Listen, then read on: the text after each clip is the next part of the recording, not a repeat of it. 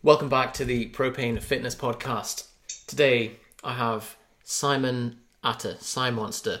He is an acrobat, planche, beast, breakdancer, martial artist, and all of these kind of jumping around skills in one. So as you may have seen me with some of the flibbly blibs, some of the tumbling that I've been doing, playing around on the mushroom, this guy is hands down the most impressive acrobat gymnast that I've seen, especially in terms of flares, hand balancing, that kind of thing, planching. All of these skills in and of themselves are incredibly difficult to achieve on their own, but Simon manages to integrate them all. What I particularly love about Simon's stuff is that he straddles both worlds, in that he still manages to maintain the kind of aesthetic focus and strength sports stuff, along with the gymnastic stuff, the breakdancing and the tumbling. So Simon, very glad to be able to chat to you, even if it's just for purely selfish reasons today. Thank you. How's it going? Great. I've got a little bit of a cold, so I apologise for my substandard voice today. I hope the audio is clear on your end. That's all good. So you are in LA at the moment. You said so it's midday for you. You said that you work nights. I'm in Las Vegas at the moment. Right. Oh, Las Vegas. So LV. Yeah. So Same time. So what is it that you do? You said you work at night. Yeah. So at the moment I'm just performing at a show on the Las Vegas Strip. But I do a couple of things. I have my website, so I teach and sell tutorials online, teach workshops around the world, and when I'm back home in Melbourne, I also work as a physiotherapist. Right. So Okay. A little bit of everything. So I didn't know the physiotherapist thing as well. That's another string to the bow. I'd like to dig into that a little bit actually as we go on, for sure. Yeah, certainly. But just to start with, can you give people the background of who you are and how you got started in all of this? Yeah, certainly. So my parents got me into gymnastics at a young age. So about 10 or 11 years old, I started gymnastics, which I loved. And then a friend of mine in elementary school was taking breakdancing classes. And he asked if I wanted to come along, and I had no idea what breakdancing was. So he showed me a couple of moves, and I thought it was really impressive, and went along to a breakdancing class and fell in love with it. So my focus really switched at that point to breakdancing. Always grew up watching action movies and Jackie Chan movies, and always wanted to be able to do those impressive skills and bodyweight strength moves. So my focus with gymnastics, breakdancing, calisthenics has always been that sort of thing, trying to do the really spectacular moves that appear to be impossible. Totally. Well, yeah, same here in terms of the motivation for that. And I think we'll put a couple of clips of your stuff and some of the breakdancing moves you do as well. But you can tell from your style that you came at it from a gymnast foundation into breakdancing. And I certainly think that it gives moves a lot more of a cleaner look when it's that way round, rather than having to then correct kind of some of the bad habits that come from learning breakdancing straight up and then translate into gymnastics. Certainly. Yeah, so gymnastics has a huge emphasis on form, which I really like. I like to do my breakdancing moves now as clean as possible with straight legs and good technique. But that's not always the case. So some of the cleanest power movers that I see today, for example, Pierre and Damien Blériot, or Punisher and Demon from France, some of the best power movers in the world, they don't have a gymnastics background, and they have some of the cleanest flares and air flares and highest level power moves I've seen. So it doesn't always have to be that way. Some people get a little bit discouraged and think, I don't have a background in gymnastics, I can never achieve what the people who do have a background in gymnastics can, but that's not true. I think if you just focus on technique and on form, you can achieve the same level. That's interesting. So before we go on, Simon, if you had to fight 30 horse-sized ducks or one duck-sized horse, which would you choose? Repeat that. So 30 duck-sized horses or one horse-sized duck? 30 duck-sized horses. Yeah, definitely my approach as well. There's no way a horse-sized duck like that is a colossal would more aggressive animal. Yeah, fine. So you were saying about the disciplines, the kind of the crossover, I guess, but also how they feed into each other. What are the other disciplines that you've dabbled in? So I've done a little bit of your mainstream sports, tennis, basketball, some martial arts growing up as a kid. Once I really started breakdancing, my focus was primarily breakdancing, acrobatics, circus. Well, I guess what is termed nowadays as movement, anything which falls under that category. When I turned 18, I got into martial arts a little bit. Did some Brazilian Jiu-Jitsu, some Muay Thai, and a little bit of wrestling, which I really enjoyed, but I just found it was too difficult to try to do that at a high level and try to maintain my breakdancing to a high level. I noticed that you really do need to be selective in what you do. You can't be good at everything. So yeah, for sure. So I decided to focus my energy on my calisthenics and breakdancing. So I was going to ask you about this actually, because watching a lot, and it's great that you're a physio as well, because this is again something that I've been following a lot of. Stuart McGill, reading some of his books recently, who for people listening is kind of the world leading authority on back pain for athletes, and he was saying that powerlifting combined with yoga, particularly those two sports together, creates almost the perfect storm of back injury, because you're causing, with the yoga, you're doing this kind of repeated flexion extension of the spine and delaminating it, relative to the adaptations in tissue that you get from powerlifting, which is kind of the repeated loading and collagenizing the spine and stiffening. And if you do them both together, you end up with a potential perfect storm. And so with that, I've certainly found, I mean, I've had my fair share of back injuries, and it's been pretty crap. But I think trying to maintain the gymnastics on one side, along with competitive powerlifting, to a kind of national level for myself, so quite consistently and training quite heavy for a long time, has I think caused some of these problems. And what I want to know is really how you've managed to stay injury free yourself, and also whether you do any lifting yourself as well. Yeah, I've certainly had my fair share of injuries in my time. I haven't had a serious injury in quite a few years, so knock on wood. But I think the most important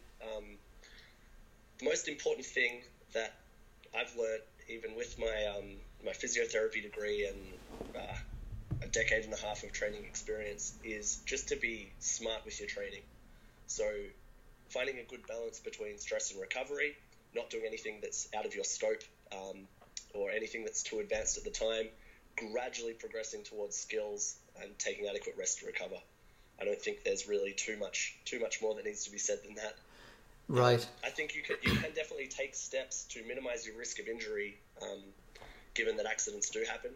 So building a resilient body, as you said before, a balance of, say, yoga and powerlifting is great, because you're addressing both muscle strength and mobility. I don't think it has to necessarily be powerlifting and yoga. It can be any combination of strength and mobility work. But I think having a resilient body, having a strong, mobile body with good neuromuscular control gives you a minimal risk of injury.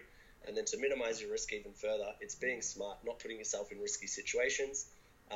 Given your background of movement-based and powerlifting sports, you're quite lucky that you've got kind of a closed sport where you're responsible for anything that happens to you. Yeah. So you don't have you don't play football where you have someone who's going to come along and tackle you, or someone who's trying to. That's absolutely huge. I think the only exogenous injury I've seen from gymnastics is a guy that was standing on the floor and one of the high bars wasn't fully secured, and it just fell down and knocked him on the back of the head. But like, apart from that, you're right. Like, you're 100% responsible for what happens to you with both lifting and gymnastics, compared to like rugby, or where there's just so many crazy forces going around, and you've got studs like anchoring yourself to the floor and ballistic guys running around hitting you. So yeah, I think there's a sense of responsibility with that.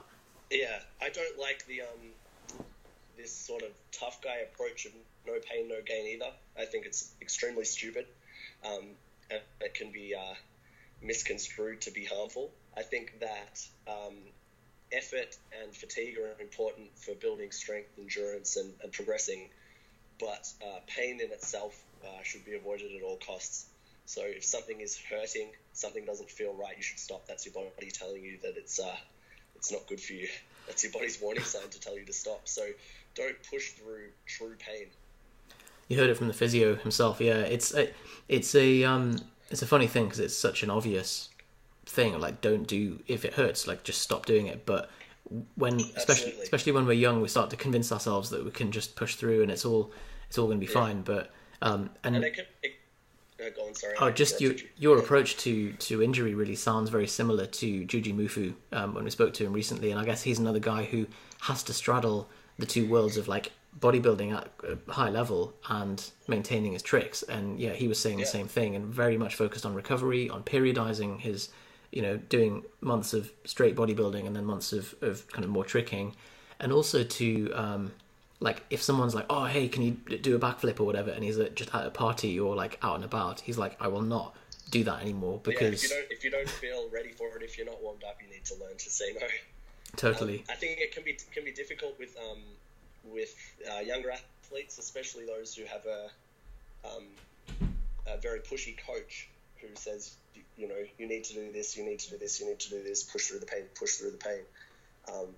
So if any young athletes are listening, if something's hurting and something doesn't feel right, go and see a professional. Yeah, good advice for sure. See a health professional. And go and get child services involved and get rid of your coach.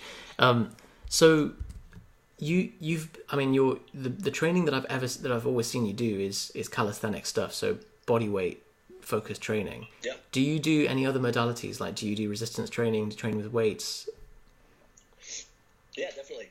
Yeah, I find there's a bit of a funny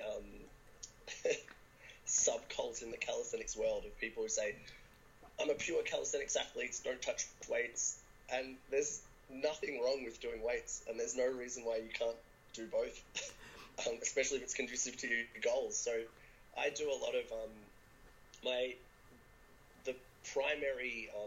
the basis of my training is calisthenics, but I definitely supplement my training with some resistance training, some weight training. I find it's particularly good for structural balance, and also to just give myself a little bit of extra volume, a few isolation exercises to address any weaknesses that I might have to help my calisthenics. I think that's very sensible, yeah, and I would agree that this false dichotomy that's, especially with the kind of some of the calisthenics culture, which is like, yeah, body weight only, man, like weights are for dickheads, and it's like, well, you've got a range of tools available to you to train. Like, there's no need to artificially just restrict yourself just for a sake of like, and it's the same dichotomy for the with sake of Instagram. Oh yeah, exactly. Like if you bench press in secret, then it's fine. Like no one knows. But yeah, it's like the dumbbells versus barbells thing, or like high intensity cardio versus low intensity, or all these things where it's like you actually what's wrong with just doing both? Like then you've got all these great tools at your disposal. Yeah, certainly. I think often, depending on your goals, there's definitely a smarter way to train. If I wanted to be a bodybuilder, then the majority of my training would be weight training rather than calisthenics. But I definitely think there's a space for both in most fields.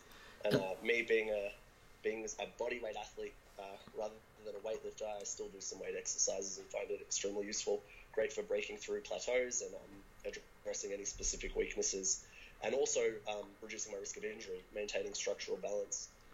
So can you talk to us a bit about that? Because I guess with bodyweight stuff, like it's very pressing focused. Like the everything that you're doing is either like even levers, I guess, are still training your internal rotation to an extent. Whereas and planche movements, it's all very kind of pressy. And as you said, like there are some movements that you couldn't really get with bodyweight like your rear delts and that kind of thing. Yeah, I don't entirely agree with that. I think you can maintain a pretty good upper body structural balance with bodyweight training. So the majority of what I do is floor based. My background is breakdancing, so I like to do some I like to do tricks on the floor, and as a result, most of my training and most of my background has been pushing exercises because I'm never on a bar. It's always been on the floor. As I've gotten older and a little bit more cautious with my training and want to extend the longevity of it, reduce my risk of injury, I've started doing a lot of pulling exercises as well to try to maintain structural balance and even myself out a little bit more. So if you think of a planche and a front lever are basically opposite movements. They're you're training the antagonist muscles, and you can maintain pretty good structural balance with that. So I think you can maintain a good balance between push and pull exercises with body weight. I think one thing which is often neglected is leg training. You can't seem to get that same sort of intensity that you need for hypertrophy, or it's very difficult to get that sort of intensity and volume with bodyweight exercises alone. So I find it's just much more efficient to, if you want to train your legs, to get in the gym and do some weightlifting, things like barbell squats and your traditional powerlifting type exercises. Yeah, I think like I guess the heaviest way that you could load your legs just with body weight would maybe be like a Bulgarian split squat or something, but most people who've trained for a while could do maybe 20 or 30 by that point, and then it's like, right. Yeah, there are some difficult bodyweight exercises like your Nordic drops, if you've heard of those. Yeah, nasty. Yeah, but often you do need some equipment, and you can usually you can do them as well, but I think it's just much more efficient to get in the gym and also do some traditional resistance and weight exercises. For sure. So what's the kind of balance in your week then between doing bodyweight stuff and weightlifting? So I'd probably do about 3 bodyweight sessions to 1 weightlifting session. Wow, okay. Yeah. So because I'm currently in a transition myself, trying to go more towards bodyweight stuff and away from lifting, and that's partly been fueled by a disc herniation that I've got. I'm thinking like, what's the point in continuing to try and to do this if I'm not going to be competing in powerlifting again? Maybe it's time to develop some cooler skills. Yeah, your goals have changed. Yeah, for sure. So why no, you answered that. I was going to say why calisthenics, but that's because I enjoy it. Fair enough. It's a form of exercise that I love to do. So, Simon, if someone who is lifting already, someone who's going to the gym 3-4 times a week, is this something that they can dabble in? Can they pick up a couple of skills in calisthenics, or do they have to go balls in and go for the whole hog? No, of course not. They can dabble in it, definitely. I'm sure most people that do weightlifting seriously, especially bodybuilders, do dabble in some calisthenics with things like pull-ups and dips. True. But you can definitely progress to more difficult calisthenics exercises and simply add them into your routine gradually. So what's the minimum effective dose really to start making some progress with this stuff? Because a lot of the movements that you do, things like planche progressions, are so extreme, so off the scope of what most people are used to, that is it enough to add in a single session a week, for example, and still expect to progress? That really depends on your baseline level and where you want to get to. So I think the minimum effective dose for a beginner is extremely low. Doing one set of a basic calisthenics exercise like dips or pull-ups is probably effective, and beginners will make strength gains with that sort of low volume training. The more advanced you get, the more volume you need to do, the higher the intensity needs to be to gain strength and to just add any muscle mass on. So yeah, it's a little bit of how long is a piece of string? Yeah, that makes sense. So is there anything from your job as a physio that's kind of fed into the way that you train yourself or clients, or the material that you've produced? Yes, certainly. Certainly. So I'm really happy I did that degree, especially for my own knowledge and my own training and the approach I take to training others. So especially things like injury prevention. As you can see, my approach towards that is relatively simplistic and logical rather than deeply scientific. It's simply train smart and try to build a resilient body. But I found that doing the physiotherapy degree really helped me with evidence-based training. Training smarter rather than just training harder, manipulating training variables such as number of sets, reps, volume, rest periods, depending on your goals and what you want to achieve. Sure. And in terms of staying injury-free as well, because you said that you feel like you're getting older, but also the kind of movements that you do are a pretty high impact, and so that in itself presents a risk for injury. Yeah, so, it definitely does. Yeah, and I guess it's kind of different. Would you say it's a different type of thing, a different form of risk, because it's kind of I guess more repetitive strain stuff compared to as you said, like football or rugby, where it's like there's just more unpredictable things, and that's more kind of trauma. Yeah, definitely.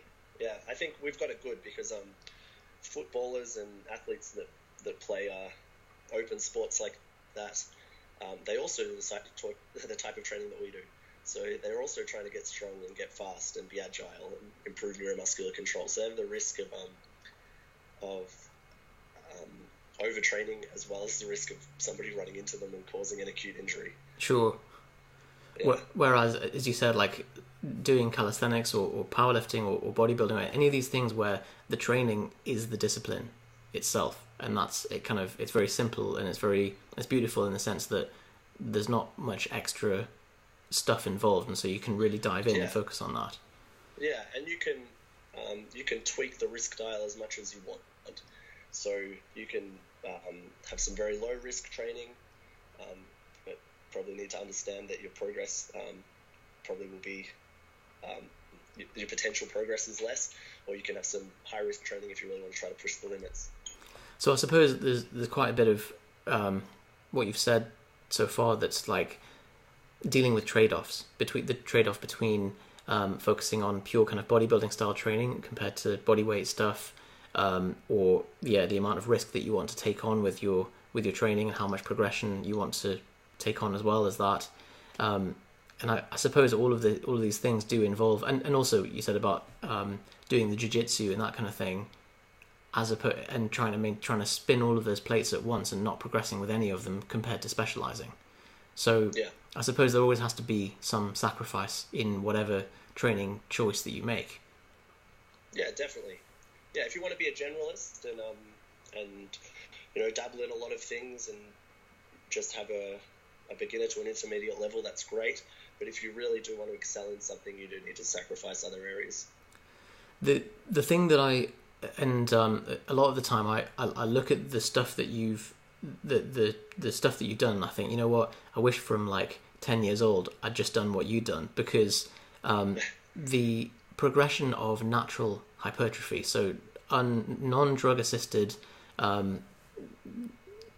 pursuit of gaining muscle, plateaus very sharply at a certain point, and it's like to gain much more muscle beyond that requires so much more intensity, so much more focus, to get such incremental progress beyond that point, whereas actually you could maybe get 80% of it with you can very much apply the kind of Pareto principle to it, and then develop the skills, which is what you've done essentially, in that you're kind of maybe nearing your maximum muscle potential. I'm sure you could get bigger if you just dedicated everything to that, but that would be at the cost of the rest of what you're doing, and the mobility and the flares and all of that stuff too.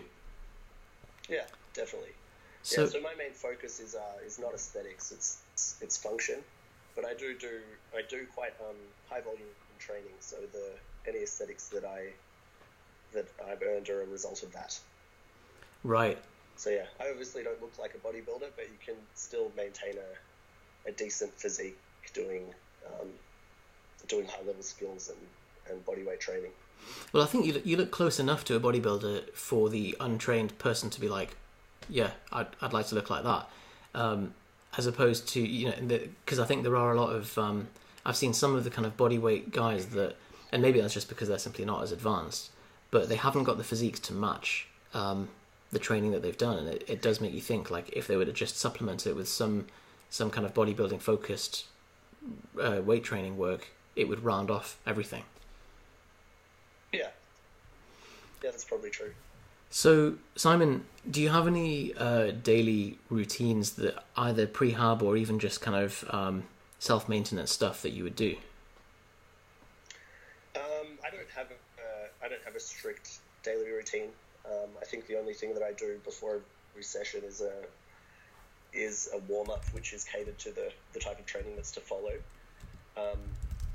But my training is quite periodized. I usually like to focus on only 2 or 3 skills at a time over a period of about 6 weeks, or as long as I'm continuing to make progress. And then I'll change up the exercises that I'm doing when I start to plateau. But I don't have a daily ritual or a sort of daily routine that I do. That makes sense, and I like the idea of periodizing, because I think the temptation is, and I'm such a sucker for this, is that you go into the gymnastics zone and you're like, oh, you just want to try everything, and then you do something for 5 minutes and you're like, oh, fuck that, okay, I'm not, and you just jump around, and actually, that's one of the biggest mistakes with bodyweight training and movement is having too many goals. Definitely. People want to do a one-arm pull-up, a front lever, or be a hand balancer, do tricks, be a powerlifter, an astronaut, a doctor. And, you can't achieve all of them at the same time. So yeah, that's exactly it. And a few of those things you mentioned, I am trying to be a doctor and a powerlifter.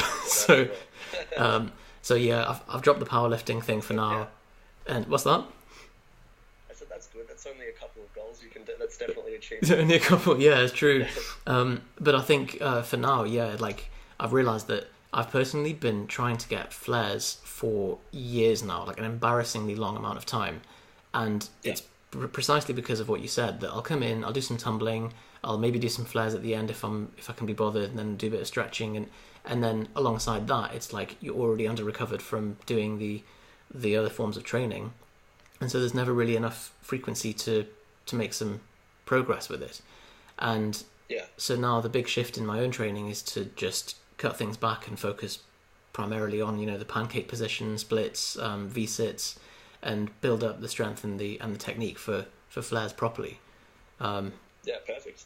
Sounds like a very sensible approach. I hope so. Yeah. So taking a leaf out of your book and trying to periodize it and just finally get them, because I'm sure you'd agree that again, this was something Juji Mufu was saying, that it's much easier to maintain something than it is to get it for the first time.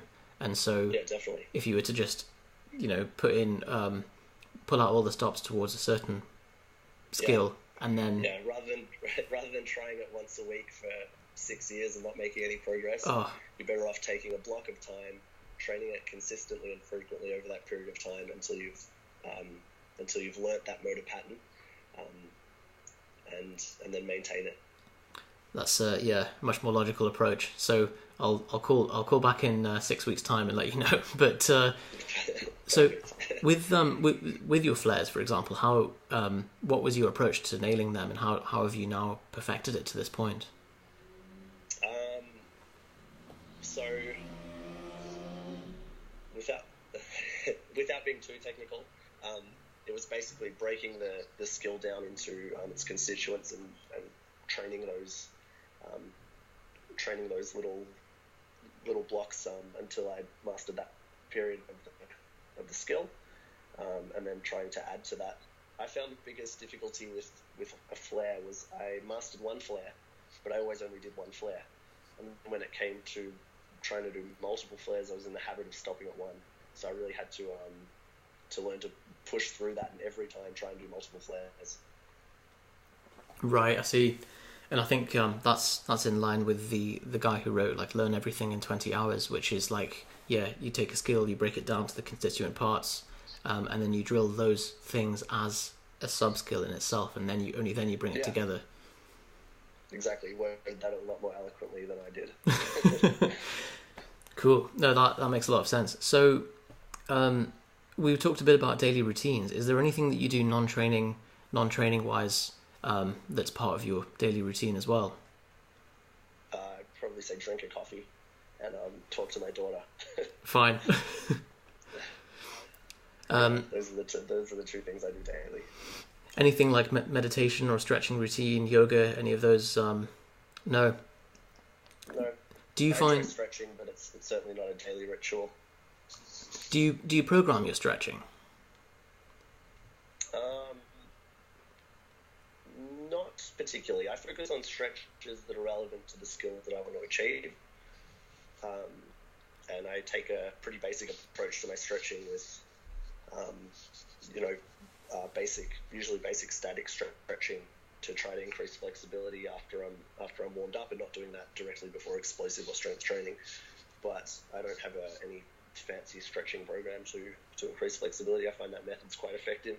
Right. It's worked really well with gymnasts and contortionists for years. So yeah, if it ain't broke, don't fix it. Struggling, or you want a little bit of an extra boost, or you want to maximize your flexibility in a short period of time, that's when you can add things in like load stretching, PNF stretching, and all the other little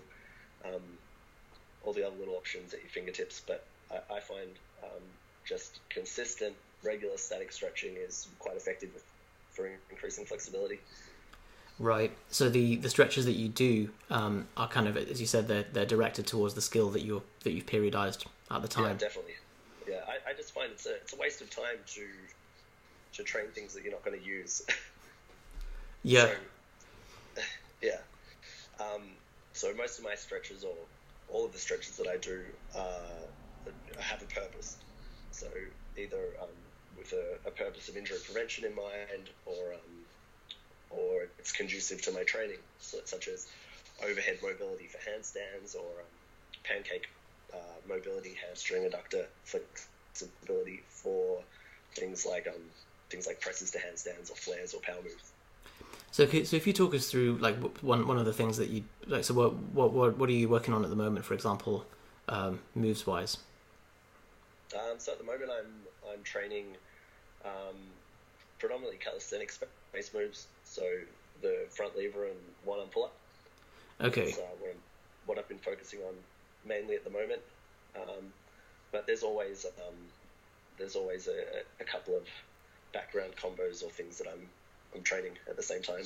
Oh, okay. Balancing, head spins, those sort of things. Oh man. But at the moment, my primary focus is on pulling exercises, because it's something that I've neglected for so many years. I see. Yeah, head spins are grim. But so, for example, with the one arm pull up, presumably you would then have the relevant mobility for that movement plus the relevant strength and whatever kind of supporting movements that you would do, and then you would run those in a program for say 6 weeks at a time.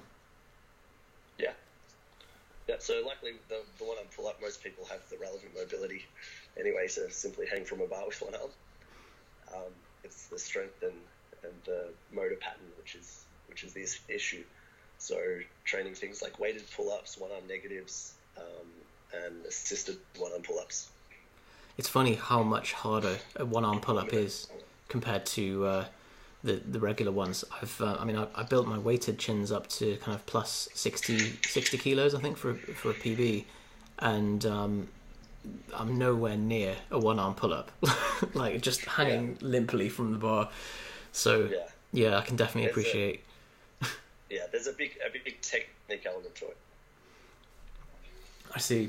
So finally, then, just to round things off, Simon, we've talked a bit about your general training approach, your injury prevention, daily routine, and periodizing, kind of breaking down skills into the constituents. I think that's really it's a really valuable thing for developing any skill. But is there anything that you would recommend to one of our listeners? So anyone who's wanting to get started in this stuff, doesn't know where to begin, what would you say to them? I would say go on YouTube. There's an endless resource of tutorials there. I also have a website if you want to read some articles and some training programs up there. That's simonsterstrength.com. But I think the internet is one of the best resources for learning these sort of things these days. Yeah, absolutely. And you've got some good tutorials yourself on some of these movements to get started as well. What would you suggest like if someone's like, right, I want to do something like that, but I don't even know what move to begin, would you say like start with handstands or tumbling or whatever? Yeah, I would say just simply pick one or pick a couple and start with those. You want to work on pull-ups, handstands, and planche, and then you can make a start on those. Cool. So Simon, it's been fantastic talking to you. So Simonster.com and YouTube.com, Simonsterstrength.com, YouTube.com/Simonster. Simonster Strength. Cool. We'll put the links to all of that stuff in the show notes as well, and link to your Instagram as well. And yeah, if you want to check out more, follow him on all these channels. He is a absolutely phenomenal athlete, so definitely worth following. Okay. Well, thank you very much. It's been great, man. Speak to you soon. Likewise. Take care.